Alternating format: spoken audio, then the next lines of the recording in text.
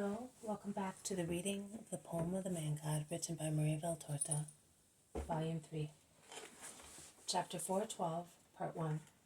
Jesus at the Banquet of Helkai, the Pharisee and member of the Sanhedrin. 10th April 1946. Jesus enters the house of his host, not far from the temple, towards the district at the foot of the Tophet.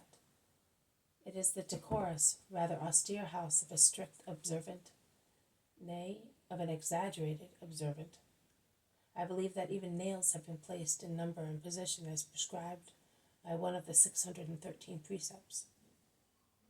There is no design on the cloths, not one ornament on the walls, not a knick-knack, not one of the little things which in the houses of Joseph and Nicodemus and of the very Pharisees in Capernaum are present to decorate them.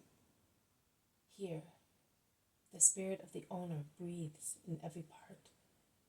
It is icy, so bare it is of ornament.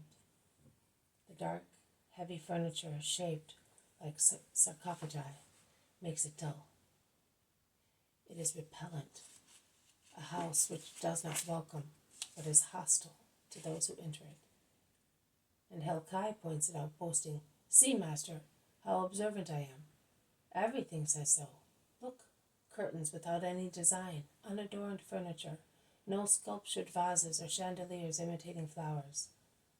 There is everything, but everything complies with the precept, you shall not make yourself a carved image or any likeness of anything in heaven or on the earth or in the waters under the earth.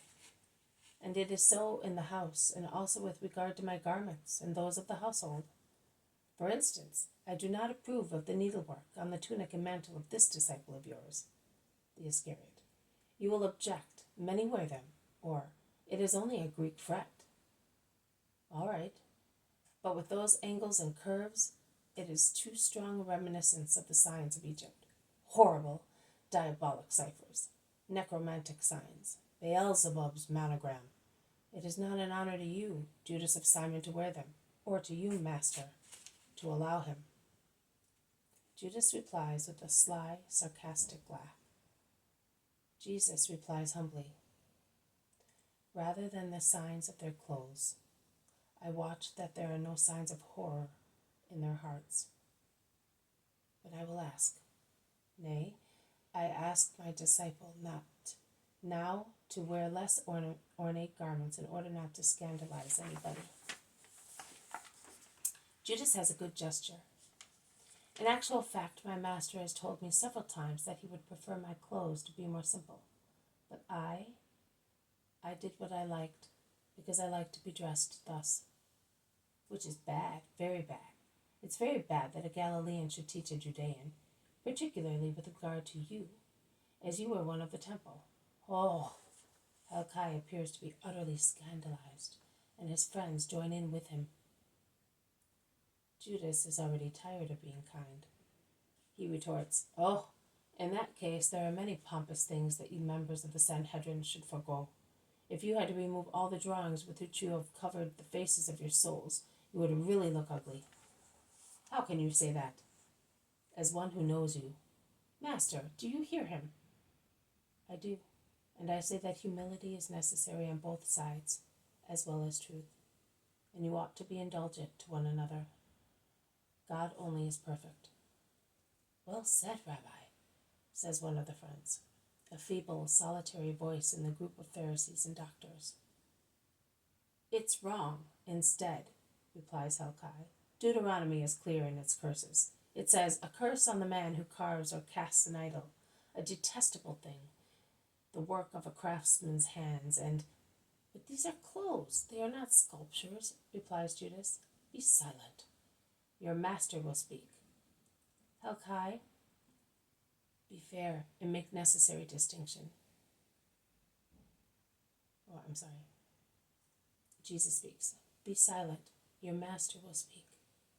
"Helkai, be fair and make the necessary distinction. Cursed be he who makes idols, not he who makes patterns, copying the beautiful things which the Creator put in creation. We pick flowers to adorn. I don't pick any, and I do not want to see any room adorned with them. Woe to my women if they commit such a sin in their rooms. God only is to be admired. Quite right, God only. But we can admire God also in a flower, confessing that he is the craftsman of the flower. No, no, heathenism, heathenism. Judith adorned herself. So did Esther, for a holy purpose. Females, and a female is always a despicable thing. But I beg you, master, go into the dining room while I withdraw for a moment, as I have to speak to my friends. Jesus agrees without discussion.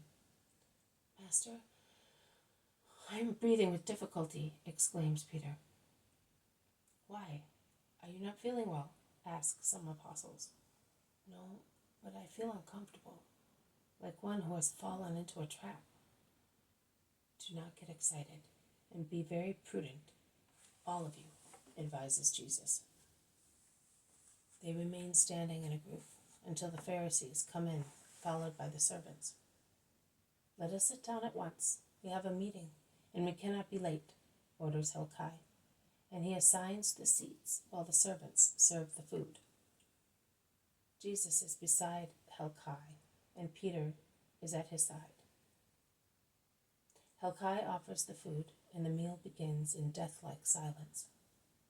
Then they then begin to speak, and the first words, of course, are addressed to Jesus, because the 12 are neglected as if they were not there. The first question is asked by a doctor of the law. Master, are you sure of what you say? I do not say so by myself. The prophets said so before I was among you. The prophets? Since you deny that we are the holy ones, you may accept as true my assertion that our prophets may be braggarts. The prophets are saints. But we are not, are we?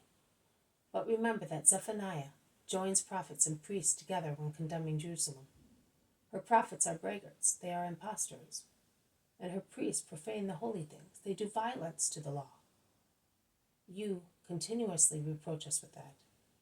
But if you accept the latter words of the prophet, you must accept also the former, and thus admit that one cannot rely on the words of braggarts. Rabbi of Israel, reply to my question. When a few lines later Zephaniah says, Shout for joy, daughter of Zion. The Lord has repealed your sentence. The King of Israel is in your midst. Does your heart accept those words? It is my glory to repeat them to myself, dreaming of that day.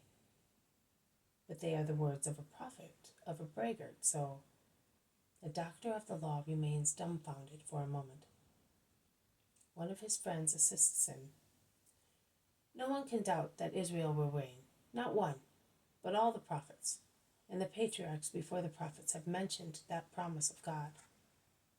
And not one of the patriarchs and prophets has failed to point out who I am.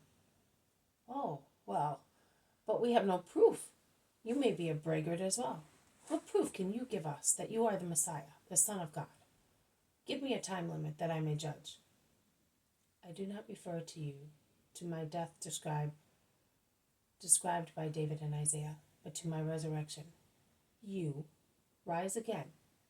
And who will make you rise again? Not certainly you. Neither the pontiff, nor the monarch, nor the caste, nor the people. I will rise again by myself. Do not blaspheme, Galilean, and do not lie. I am doing nothing but pay honor to God and speak the truth. And Zephaniah, I say to you, wait for me at my resurrection. Up to that time you may doubt. You all may doubt and work to make the people doubt dubious.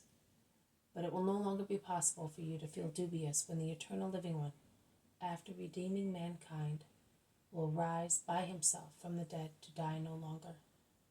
Intangible judge, perfect king, with his scepter and justice, he will rule and judge until the end of the world and will continue to reign forever in heaven. This has been a reading from the Poem of the Man God, written by Maria Valtorta, Volume 3, Chapter 412, Part 1, Jesus at the banquet of Helkai, the Pharisee, and member of the Sanhedrin. Thank you for listening. I will see you tomorrow. May God bless you, and may peace be with you.